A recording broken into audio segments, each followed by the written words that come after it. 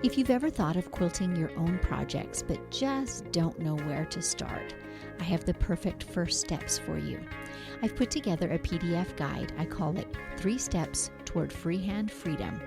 These are the baby steps, but they can help you move past your overwhelm and show you that yes, indeed, freehand quilting can be learned. So if you'd like to snag this PDF, there's a link in the show notes, or if you're an Instagram user, just message me 3 steps. That's the number 3 STEPS, and I'll send you that link. Let today be the day you get started. What's the worst that can happen? Just try something new, and then if you don't enjoy it, move on and try something else. Welcome to Measure Twice, Cut Once, the podcast where we hear quilters and other crafters' stories and draw encouragement and even life lessons from them. I'm your host, Susan Smith, coming to you from my long-arm quilting studio, Stitched by Susan. Here's where I spend lots of hours doing freehand, edge-to-edge quilting. And if you're not a quilter and aren't familiar with those terms, I'm doodling on the surface of a quilt with a 50-pound pencil with needle and thread attached at very high speeds. This week I've quilted fans and a number of flowers and done some straight line ruler work. But today I'm going to take a well-deserved coffee break to visit with Elizabeth DeCroos. Today's Pins and Needles is brought to you by The Will and Dave Show. Hi, I'm the Will half of The Will and Dave Show, a short little podcast that myself and the eponymous Dave like to record talking about the things that really matter to us, whether that's social, political, or pop culture. Usually we don't see eye to eye, but more often than not, we can find some common ground in there somewhere. And now, back to Pins and Needles with a quick tip for all you sharp quilters out there. Painter's tape. It's one of my favorite guideline tools. So when I'm trying to quilt a row of something across a quilt top and I need a guideline that my eye can easily see, my go-to is always painter's tape. Whether it's blue or green or even any other color, it's always bright and easy to see out of your peripheral vision. Just tear a piece that's long enough to extend over into the batting on either side of your quilt. That will help it stay stuck. And then when you're finished that row, you can easily pick it up and reposition it to a new place. If you're interested in supporting this podcast, go to buymeacoffee.com/StitchedBySusan, where for the price of one delicious coffee, you're able to make a one-time contribution. This helps me get a better microphone and enables me to keep bringing you these weekly episodes. Thank you so much for your support, and maybe take a moment now to refill your cup as you settle back to enjoy today's interview. Well, today I have invited into my studio Elizabeth DeCroos. Elizabeth started sewing as a child, and she's always been interested in a variety of needle crafts. She has traveled with her family, and I think that's what we're going to chat about a good deal today. Let's hear about where you have lived. Okay, well, it's kind of interesting because I grew up in one city and I still went to school, stayed in that city, and I got married and have 4 children, and I hadn't really gone anywhere. And then my husband was offered a job in South Korea. And so we're like, okay, let's pack up 4 kids and move there. And I had never even lived in another city. And then we're boom, right around the world. And now I'm actually back in the same city that I grew up in. But that was a great experience to go live in another country and experience a different culture. That would certainly broaden your horizons in a hurry. Yes, for sure. So did you take your crafts with you? Were you a sewist or crafter before you went? Yes. So I was a quilter and embroiderer. I had tried all a bunch of things. And so I did take some things with me. And then when we got to Korea, a sewing machine was one of the first things that I purchased when we got there. And that really helped me because here I was in a brand new culture and I had 4 little kids and I was trying to help them in the culture. And I mean, I was in a place where I didn't know anything. Like I couldn't speak to people. I couldn't read signs. And so having that, having sewing and quilting, that really helped me because it was one thing for myself that I knew how to do. and I could just help me with all the stress of being in a new situation. So I'm curious, did you pick up the language? Like, how long did you live there? We lived there just over 2 years, and I'm sad to say I didn't pick up very much of the language. My children picked up quite a bit.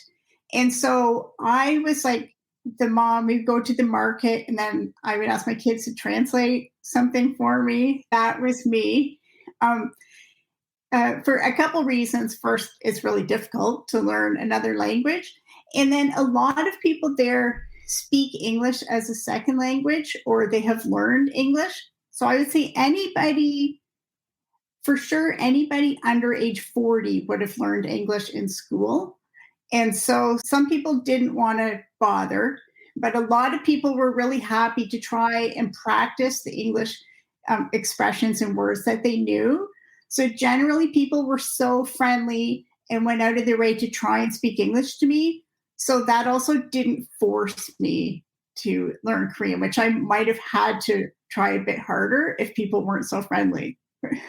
Well, I am all admiration. I think that would be incredibly intimidating to go into a country where it would feel so closed, right? Where, as you said, you couldn't read signs or anything. How old were your kids when you went, Elizabeth? The youngest was 1, and then there were 1, 4, 6, and 10. So that was quite an experience for them. And at least the older ones will really remember that for a lifetime. They really remembered that. And it was a great experience. But also with my husband's company, there were some other families that were there. So we also had a little bubble of like Canadian families that were all there together. Well, that must have been a support system, and I'm sure that was valuable too.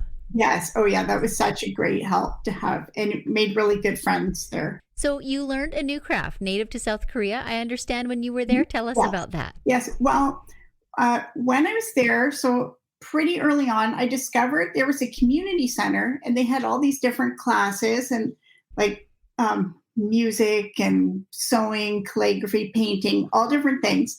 And they had these samples for the next session. So I was looking and I saw something, and it was kind of quilting, but not exactly quilting. So I didn't even know what it was, but I signed up for the class. I thought, I want to do that. Signed up for the class. So I showed up.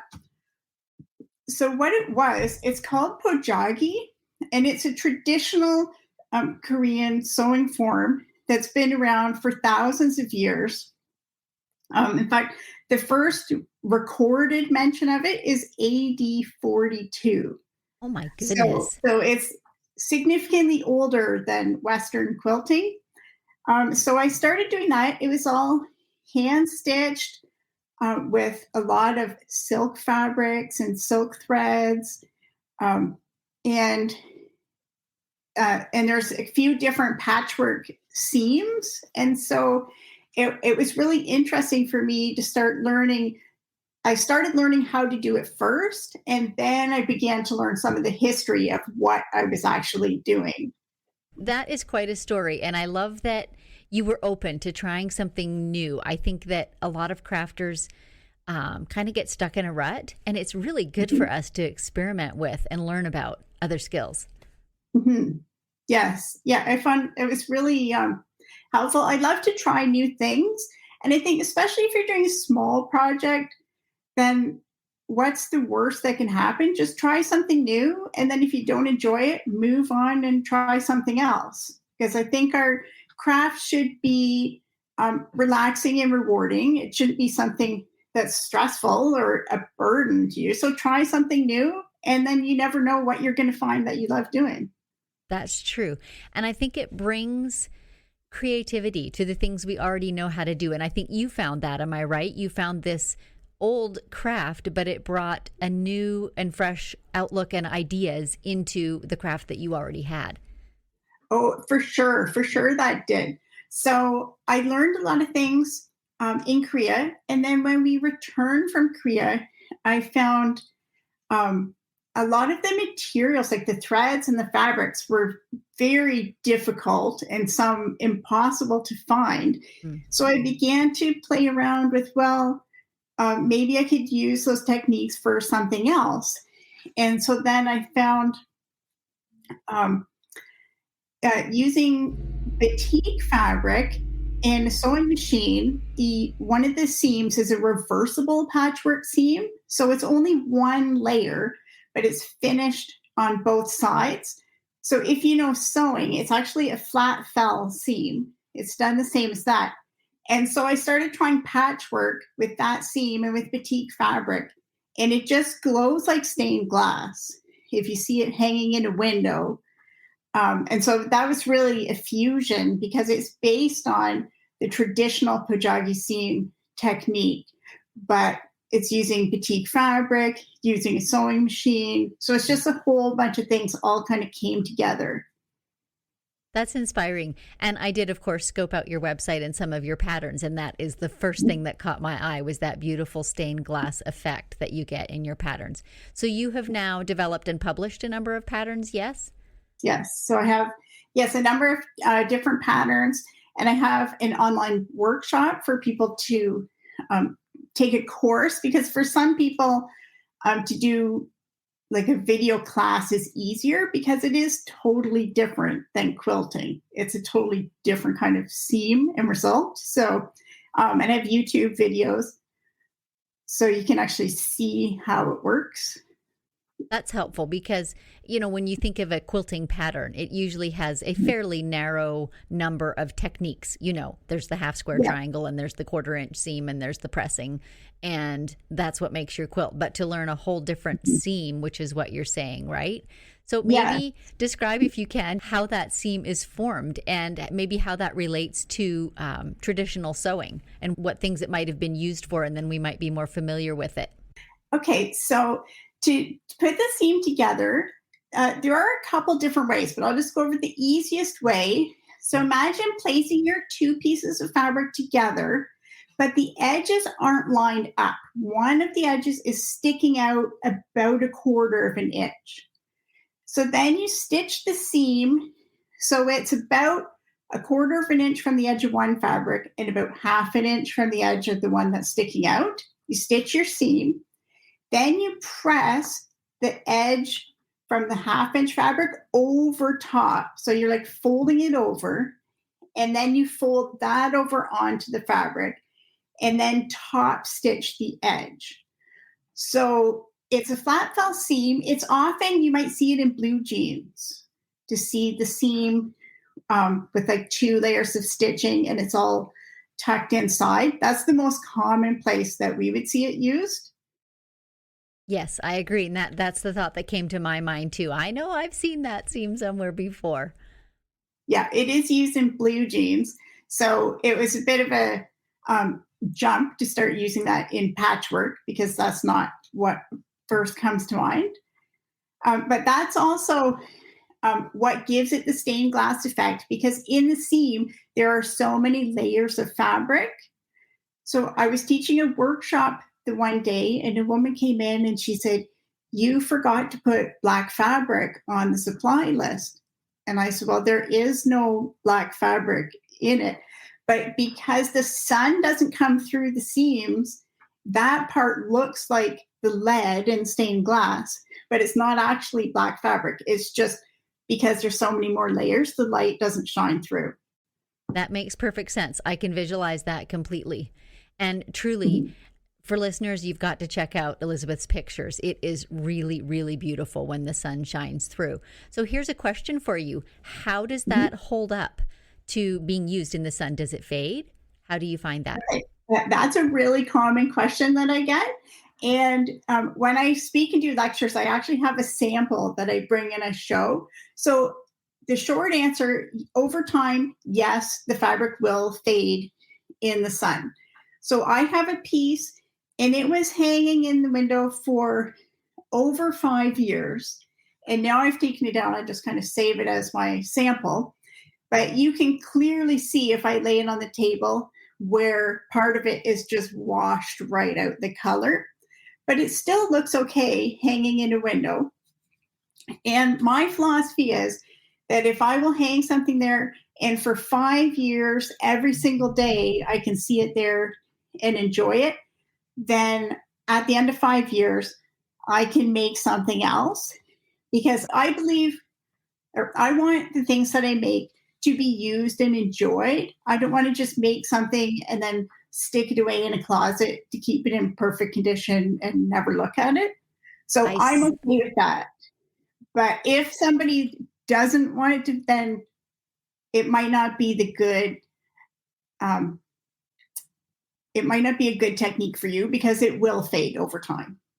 So here's a simple idea that might help with that. And by the way, I completely agree with the philosophy. If you're going to make pretty things, you should enjoy them. They should bring you joy on a daily basis, which they can't really do behind closed doors. Anyway, here's an idea though. What happens if you hang it like in a west window or a north window and it just has a little less exposure to the sun? Do you still get the quality of the light shining through it and that stained glass look without the sun directly through it? Yes. Now I'm thinking of what directions of windows I have on my house, but in all the directions, you still see it, and it looks a little different.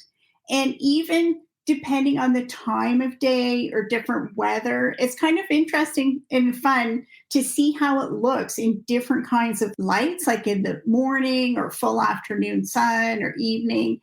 I'm not a great photographer, so I have a hard time capturing that. But to have one in real life, it looks beautiful in all different kinds of lights. So I don't think it really matters what kind of window. But if you have bright afternoon sun, it probably will fade faster. I kind of want to experiment with it now. I feel like, I grew up in northern Canada too, and we had long winters with low lights in the winter. And I wonder if, you couldn't have yellows and warm colors and really influence the feeling in a room by the color that you have in your curtain. Yeah. Oh, I'm sure that you could. Yes, because it's really, it does really brighten up a room, because it's not the same, just like sun blocking, like it lets a lot of light in. I just feel like, with cool colors or with warm colors or with greens, that you could really influence the feel of a room by changing that color a bit. It's like putting a filter on a camera almost. Yes. And there are so many different fabric colors available that it's really unlimited of what you can use and play around with. How fun. So do you have other types of patterns available on your website too, or is Pojagi kind of your number one interest? Well, I have a little bit of, I call it like maker attention deficit, that I can't really just focus on one thing and only do one thing. So I do also have just regular quilting patterns, and I have a few embroidery things as well. So this would be hand embroidery, not machine embroidery. Am I right? Yes, hand embroidery. Yes. So did you experiment? I'm curious, when you were in South Korea, silk and other fibers, I think, are more common there, maybe more readily available than they are in Canada or the US. So did you experiment with embroidery with those types of fibers or ribbons or things other than kind of the typical floss that we use? No, I didn't really do embroidery with the silk. I didn't really do embroidery with the silk fibers. That wasn't really something that I got into. Did you bring a stash of fabric home from overseas? Yes, I did. And actually, so the class that I took, it ran in 3-month sessions. And so every time when I got to the end of the 3-month session, I just signed up for it again. And so other students kind of came and went, and I just kept showing up, and my teacher would just bring something in. She'd say, now you're going to make this. And then I would make that. And she'd say, now you're going to make this. So I really got to know my teacher quite well. And so when it was the final class and she knew I was leaving, she actually brought in a huge bag of scraps that she had from her stash and gave that to me as a gift. What a treasure. It was. And some people were like, really, you're paying to ship a box of scraps around the world? And I said, of course I am. Like, that is gold in a quilter's hand. What a treasure. What a treasure. Yes.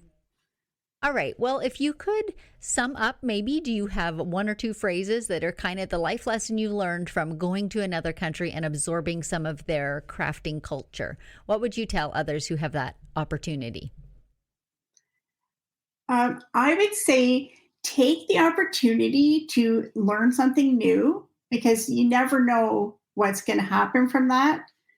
I mean, so now I'm like teaching and speaking about this, and I never would have imagined that when I first went into the community center and said, "Oh, I want to take that class." I never imagined what would happen with that. Isn't that true in so much of life? Like they always say, opportunity comes to those who are prepared, but it also comes to those who are looking for doors. You know, you never know when the door number 1 has a great thing behind it, or door number 2, or door number 3, but you got to walk through some doors. I would also say that even if you try something new and you don't love it, that could be leading you to something else that you are going to love. Good point. Excellent point. So there's always something to take away, right? Always something to be gained. Awesome. Well, this has been super fun chatting. Where can folks find you on social media or website? Okay, so my website is ebidastudio.com. So that's EPID studio.com. And on Instagram, it's elizabeth.ebidastudio. On Facebook, Ebida Studio. So perfect. Well, you know, I'll put all these links in the show notes as well so that people can easily get to them that way when they're paused for a moment and can search and not driving and just listening. Yeah. Maybe take a moment and describe the big project that you're working on, and it will give people something to kind of look for. Okay, so the big project that I'm working on right now is coming up in June, and it's the O Canada Sew Along. And it's one of my Pojagi window hangings, and it's the maple leaf. And so it's going to be a sew along with that maple leaf, which is typically Canadian. But non-Canadians would be welcome to join if you just want to make a window hanging for fall and just get a head start. But I'm doing this in June, thinking that then everybody can be finished for Canada Day, July 1st, and have a nice Canada window hanging to hang in their window. Fantastic timing. And the maple leaf is such a striking symbol and flag. That will be beautiful. So can folks find information about that sew along on your website, or should they grab your newsletter maybe to get information on that? Sure. Yeah. If you would sign up for my newsletter, it will be on my website. I will have a lot of things coming up on Instagram, so you can look for it there. So basically they can follow along on social media or sign up for your newsletter or have a look at your website, and in all those places you'll be letting them know when this is coming. It'll be on all those places, yes. Fantastic. Well, thank you so much for visiting today, Elizabeth. This has been really fun to talk about the influence of some other cultures and techniques in our little corner of the quilting world. So thanks very much for joining me. Oh, thanks very much for having me. This has been really fun. And thank you for tuning into the show. For information on classes I offer or quilting services, please see my website, StitchedBySusan.com. If you're a long-arm quilter and looking for freehand tips, take advantage of the live and unscripted episodes on my Facebook page, Stitched by Susan. Replays are also available on my YouTube channel, also Stitched by Susan. And if pictures are your preference, check out my Pinterest galleries of edge-to-edge and custom quilting projects. So until next time, may your sorrows be patched and your joys be quilted.